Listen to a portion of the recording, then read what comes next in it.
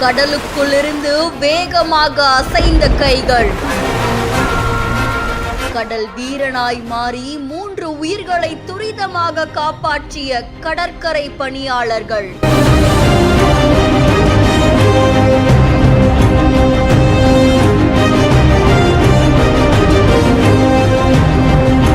திருச்செந்தூர் கடலில் புனித நீராடியவர்களை யமனாக இழுத்த ராட்சத அலை.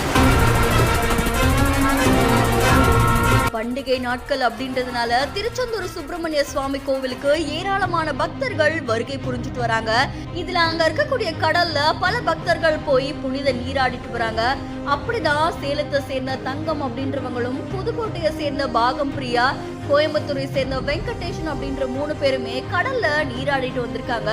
அப்ப எதிர்பாராம வந்த இந்த ராட்சத அலை 3 பேரையும் உள்ள இழுத்திருக்கு. இதுல கடல்ல குளிச்சிட்டு இருந்தவங்க ஒருத்தருக்கு மேல ஒருத்தர் விழுந்ததால 3 பேருக்குமே கால்ல முறிவு ஏற்பட்டிருக்காமா. உடனே கடலுக்குள்ளையும் இவங்க இழுத்து செல்லப்பட்டிருக்காங்க.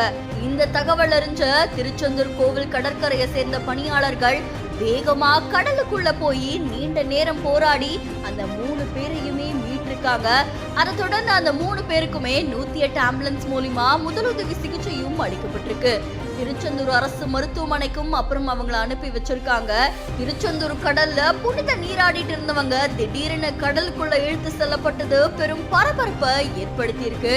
இதை தொடர்ந்து அந்த 3 உயிர்களையும் காப்பாத்தின கடற்கரை பணியாளர்களுக்கு இப்போ பாராட்டுகள் குவிந்துட்டு இருக்கு.